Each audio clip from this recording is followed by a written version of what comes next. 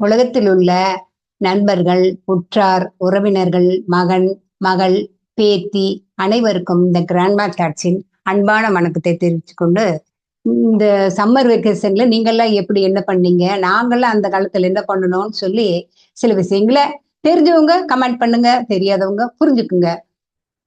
நாங்கல்லாம் மோரு வெயில்ல போயிட்டு வந்தோனே அம்மா என்ன பண்ணுவாங்க, நல்லா மோரு சிலுப்பி, நெறைய தண்ணி ஊத்திருவாங்க. நெறைய பேரு தான். ஆனா, நல்ல சீரகம், அ கருவேப்பந்தழை, கொஞ்சம் பெருங்காயம் இதெல்லாம் போட்டு தண்ணி, உப்பு இதெல்லாம் போட்டு குடுத்துருவாங்க. பச்சை மிளகாய் அதிகமா யூஸ் பண்ண மாட்டோம். ஏன்னா, இந்த வெயிலுக்கு ரொம்ப சூடு பிடிச்சுக்குன்னு சொல்லிட்டு, கருவேப்பந்தழை, சீரகம், 2 குருமிளகு பொடி, இது மாரி தான் போட்டு மோர்ல கரைச்சு குடுப்பாங்க. நாங்கலாம் குடிப்போம். அ வெளியேன்னு போயிட்டு வந்து தண்ணினாலே இதுதான். முக்காவாசிக்கு தயிர் வந்து இப்பல்லாம் ஃப்ரிட்ஜ்ல வச்சு ஜில்லுன்னு இருக்கும். அப்பல்லாம் வெளியில தான் வச்சிருப்போம். அதனால உடனுக்குடனே மோர் பண்ணி நாங்க குடிச்சுக்குவோம். இப்பல்லாம் மோர் எடுத்து வெளியில வச்சு அந்த ஜில்னஸ் போன பிறகு 2வது சளி பிடிச்சுக்குமோ, என்னமோ ஏதோன்ட்டு அப்புறம் தான் இப்ப குழந்தைகளுக்கே குடுக்குறோம். அப்பல்லாம் நாங்க அப்படி இல்ல. வெளியில போயிட்டு வந்தோமா, ஒரு ஆத்தி அப்படியே சூடுல கலக்கி குடிச்சுக்கிறது. ஒவ்வொரு ஒவ்வொரு டைமுக்கு ஒவ்வொன்னு. ஒரு டைம் எங்க அப்பா என்ன பண்ணுவாரு, நுங்கு வாங்கிட்டு வருவாரு. நுங்கு வாங்கிட்டு வந்தாருன்னா, எல்லாம் போட்டு சாப்பிடுவோம். அப்ப வேர்க்குரு நெறைய இருக்கும். அ முதுகுல, வயித்துல, கையில, கால்ல எல்லாம் மூஞ்சில எல்லாம் வேர்க்குரு அப்படியே மூட்ட மூட்டா, மூட்ட மூட்டா வந்துரும். அப்பா என்ன பண்ணுவாரு, இளநீ இளநீ வாங்கிட்டு வந்து குடுப்பாரு. நுங்கு நெறைய வாங்கிட்டு வந்து என்ன பண்ணுவாரு, அந்த தோலெல்லாம் எடுத்து வச்சு, அந்த தோலெல்லாம் மூஞ்சி, கை, கால் எல்லாம் போட்டு நல்லா தேய்ச்சு விட்டுருவோம். ஆ தம்பி எல்லாம் தம்பி, அண்ணன் எல்லாம் நெறைய பேரு எல்லாத்துக்குமே தான் இருக்கும். நல்லா தேய்ச்சுக்குவோம். தேய்ச்சு அ கொஞ்ச நேரம் அப்படியே காய விட்டு, அப்புறம் 2வது குடிச்சோம்னா, அந்த வேர்க்குரு போயிரும். இந்த மோர் குடிச்சாலுமே சளி பிடிக்கும்ன்றது இது இல்லப்பா.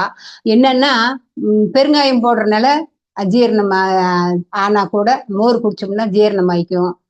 இளநீ குடிச்சோம்னா உடம்புல எந்த ஒரு அ ஜீரண உறுப்புக்கும் எஃபெக்ட் இல்லாம சாப்பிட்டுக்கலாம். என்னன்னா, அதுல குளுமையும் இருக்குது, ஜில்னஸும் இருக்குது. அந்த சூட்ட தணிக்கக்கூடிய தன்மையும் இருக்குது. அப்படி இது பண்ணிக்குவோம். இளநீ அப்படிதான்.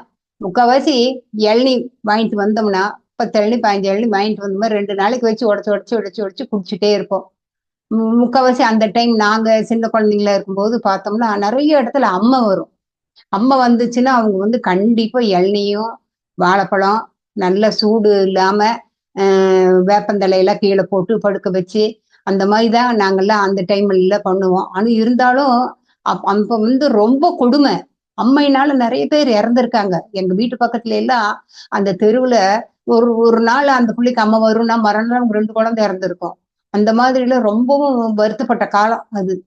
இப்ப ரேரா எங்கேயோ ஒரு டைம் உடனே அது யாருக்குமே ஒரு எஃபெக்ட் இல்லாம அது அப்படியே போயிடுது. அந்த அளவுக்கு எல்லாமே கொஞ்சம் கண்டுபிடிச்சிருக்காங்க. அந்த டைம் எல்லாம் இந்த அம்மை வந்துச்சுன்னா ரொம்பவும் கஷ்டப்படுவாங்க.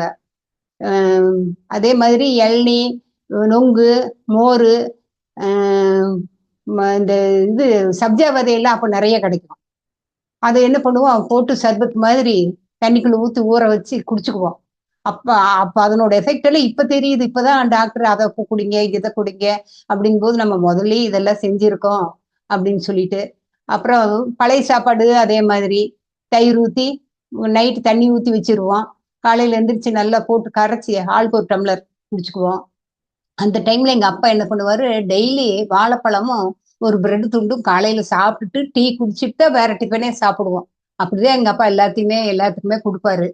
அ இந்த மாதிரி ஒவ்வொரு டைமும் அவர் வாங்கிட்டு குடுத்து நாங்கல்லாம் சாப்பிட்டு ரொம்பவும் இது பண்ணுவோம். ஓரளவுக்கு இந்த நோய் நொடியிலிருந்து ஓரளவுக்கு அம்மா எல்லாத்துக்கும் எல்லாம் ஒவ்வொன்னும் செஞ்சு எல்லாத்தையும் சரி பண்ணிருவாங்க. வயிறு வலி அப்படின்னு வந்துச்சுன்னா, உடனே விளக்கெண்ணெய போட்டு வயித்துல நல்லா தொப்புள் நல்லா சுத்தி நல்லா தேய்ச்சு விட்டு, உள்ளங்கால்ல 2 சொட்டு அப்படியே வச்சு உள்ளங்கால்லயும் தேய்ச்சு விடுவாங்க. உள்ளங்கையிலயும் தேய்ச்சு விடுவாங்க. அதே மாரி நடு உச்சி மண்டையில ஒரு இத்தனை எண்ணெய வச்சு நல்லா சூடு வர தேய்ச்சு விட்டாங்கன்னா, கொஞ்ச நேரத்துல பாத்ரூம் போயிட்டு வந்தாங்கன்னா சூடு தணிஞ்சிரும். அப்படித்தான் எங்க அம்மா எல்லாம் செஞ்சு குடுப்பாங்க. அதே மாதிரி குழந்தைங்க ஏதாச்சும் வயித்தால போகுது அப்படி இப்படின்னாங்கன்னா, விளக்கெண்ணெய் சின்ன கிண்ணத்துல ஊத்தி அம்மாகிட்ட காலையில எந்திரிச்சோனே வந்துருவாங்க. அம்மா என்னமோ 4, 5 தடவ போயிடுச்சும்மா, என்ன பண்றதுன்னு தெரியலன்னு சொல்லிட்டு வரும்போது, அம்மா என்ன பண்ணுவாங்க, அம்மாவுக்கு தெரிஞ்ச மாதிரி வயிறெல்லாம் நீவி விடுவாங்க. நீவி விட்டு அப்படியே 3 தடவ எக்கி எக்கி குதிக்க சொல்லி, குதிக்க வச்சு கொண்டு போங்க போங்க குருமிளகு சீரகம் போட்டு அந்த கஷாயம் வச்சு கொடுங்க உடம்புக்கு நல்லாயிடும் அப்படிவாங்க. அந்த குழந்தைக்கு உடனே பின்னால கழுத்து நீவி விடுவாங்க. அந்த டைம் இப்ப யோசிச்சா பின்னால இருக்கிற கழுத்து நரம்பு வந்து சுளுக்கி இருக்கும். அதனால அந்த நீவுங்காட்டிக்கு அது வயித்தால போறது அந்த நரம்பு செட் ஆன பிறகு காலையிலும் சாயந்தரம் வருவாங்க 3 நாளைக்கு. அப்ப 3 நாள் நீவும் போது அது நல்லா போயிடும். இதுக்கெல்லாம் காசெல்லாம் ஒண்ணும் வாங்க மாட்டாங்க. டெய்லி குழந்தைங்கள எல்லாம் கூப்பிட்டு வருவாங்க, பண்ணுவாங்க, வயிறு தட்டி விடுவாங்க, எல்லாம் பண்ணுவாங்க.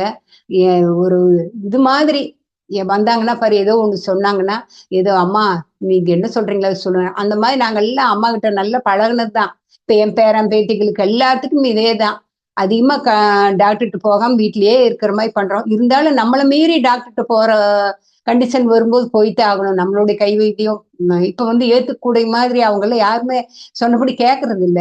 அவங்கவங்க இஷ்டத்துக்கு டாக்டர்ட்ட போனா அவங்க என்ன சொல்றாங்களோ அதுதான் குழந்தைக்கு கேட்டு பழகியிருக்காங்க. அந்த வயசு காலத்துல இப்ப இருக்கிறவங்க இந்த மாதிரி என்னோட வயசு இருக்கிறவங்க எல்லாமே அவங்க பேரன் பேத்திகளுக்கெல்லாம் நீங்க சொல்லுவீங்க. ஆனா அவங்க கேட்கறவங்க எத்தனை பேர் இருக்காங்க? மருமக கேட்க மாட்டா, மகனே கேட்க மாட்டான். மகளும் சரி, மக குழந்தைங்களும் சரி எல்லாமே புரிஞ்சு நடந்துட்டாங்கன்னா அங்க ஒண்ணும் இருக்காது. ஆனா என்ன வயசானவங்க இவங்க என்ன வாயை விட்டுச்சு சும்மா இருக்க மாட்டாங்க, பேசிட்டு இருப்பாங்க அப்படின்னு சொல்லுவாங்க. ஆனா அந்த காலத்து மனுஷங்க எல்லாம் கேட்டு பார்த்தா வைத்தியம் எல்லாம் சொல்லுவாங்க. எல்லாமே. இப்போ கால்ல ஒரு சின்ன அடிபட்டுருச்சா, உடனே மஞ்சத்தூள வையி அப்படின்ட்டு. ஆனா இப்ப அத மஞ்சத்தூள வையின்னா, உங்களுக்கு என்ன தெரியும்? இப்ப டாக்டர்ட்ட போய் காமிச்சுட்டு வந்து ஒரு பேண்டேய்டு போட்டு, அது இது பண்ணா தான் நல்லா இருக்கும். இல்லாட்டி ஒரு செப்டிக் இன்ஜெக்ஷன் போட்டு வரணும் அப்படின்னு. முன்ன வந்து கள்ளிப்பூட்டு தலைன்னு ஒண்ணு சொல்லுவாங்க. அந்த தலைய நல்லா கசக்கி, அந்த அடிபட்ட இடத்துல அப்படியே ஊத்துனோம்னா சாறு, அந்த புண்ணு ரத்தமும் நின்னுரும். புண்ணும் சீக்கிரம் ஆறிரும். இப்பல்லாம் வந்து அந்த மாதிரி எல்லாம் யாருமே குழந்தைங்களுக்கெல்லாம் எந்த வைத்தியம் செய்யுது. முன்ன பேன் புடிச்சு தலையில பேன் வருதுன்னு வச்சுக்கோங்க. அப்பல்லாம் என்ன பண்ணுவோம் நாங்க, இந்த துளசி, வெங்காயம் இந்த மாதிரி எல்லாம் அரைச்சி தலையில ஒரு நாள் வேப்பந்தழை இதெல்லாம் போட்டு இது மருதாணி இதெல்லாமே போட்டு அரைச்சி தலையில ஒரு நாள் அப்படி ஊற வச்சு ஒரு நாள் இல்ல 1 மணி நேரம் ஊற வச்சு அலாசு நம்ம 2 3 நாளைக்கு போட்டாலே பேன் இருக்கிற இடம் தெரியாம போயிடும் பொடுகும் இருக்காது தலையில அந்த மாதிரி இந்த வெயில் காலத்துக்கு பொடுகு கண்டிப்பா வரும் ஏன்னா இந்த மண்டை சூட்டு தாங்காம அந்த இது மேல எழுதி வந்துருது அந்த பொடுகு அதனால தலைக்கு எண்ணெய் கொஞ்சம் லைட்டா தடத்துக்கிறது நல்லது குழந்தைங்களுக்கு எண்ணெய் வைக்கணும்னா ரொம்ப சிரமம் யாருமே எண்ணெய்ன்னு கையில கொண்டு போனா ஒரே ஓட்டம் ஓடிடுறது தலைக்கு எண்ணெயே வைக்க மாட்டாங்க கரெக்டா நம்ம சொல்றது அவங்க ஃபாலோ பண்ண மாட்டாங்க சனிக்கிழமையான எண்ணெய் தேய்ச்சி குடிங்க அப்படின்னு சொன்னோம்னா ஆமா அந்த காலத்துல நீங்கெல்லாம் குளிச்சிங்களா அப்படின்னு கேட்பாங்க ஆனா அந்த காலத்துல நாங்கெல்லாம் வந்து இப்போ தீபாவளி அன்னைக்கு ஒரு நாளைக்கு தாம்மா எண்ணெய் தேய்ச்சி குளிப்போம் மற்றபடியில நாங்கெல்லாம் வாரத்துக்கு ஒரு தடவை இல்லை எண்ணெய் தேய்ச்சி குடிக்கிறது ஆனா இப்ப அவங்க எல்லாம் குளிச்சாத்தான் அவங்களுக்கு கொஞ்சம் நல்லா இருக்குது உடம்பு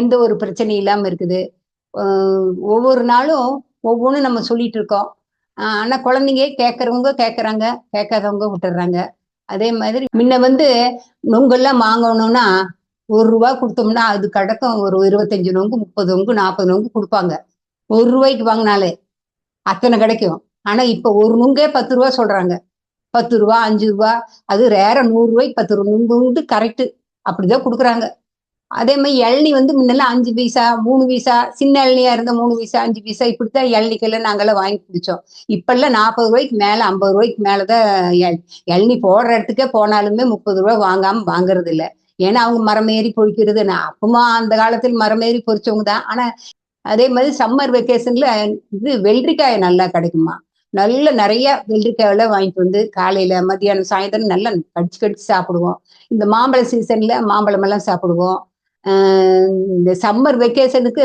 பழங்கள்லாம் நிறைய கிடைக்கும் பேரிக்காயில நல்லா இருக்கும் உடம்புக்கெல்லாம் பேரிக்காய் நல்லது சாத்துக்குடி ஜூஸ் போட்டு குடிச்சா நல்லது ஆனா ஒருத்தருக்கு சளி பிடிக்கும் ஒருத்தருக்கு சளி இதா இருக்கும் ஈர்மல் வரும் அப்படிம்பாங்க நாங்களும் எல்லாம் கண்டது எல்லாம் கிடைக்கிறதெல்லாம் சாப்பிடுவோம் ஒன்றும் வராது அப்படியே பழகியாச்சு பேரிக்காய் நல்லா இவ்வளவு பெரிய பேரிக்காய் இருக்குமா அந்த காலத்துல எல்லாம் நாங்கெல்லாம் ஒரு பேரிக்காய் சாப்பிட்டாலே வயிறு நிறைஞ்சு போயிடும் இந்த மாதிரி சம்மர் வெக்கேஷன்ல சர்பத்தெல்லாம் செஞ்சு கொடுப்போம் நான் அடுத்த எபிசோட்ல இன்னும் கொஞ்சம் விளாவாரியா சொல்றேம்மா வணக்கம் வாழ்க வளமுடன்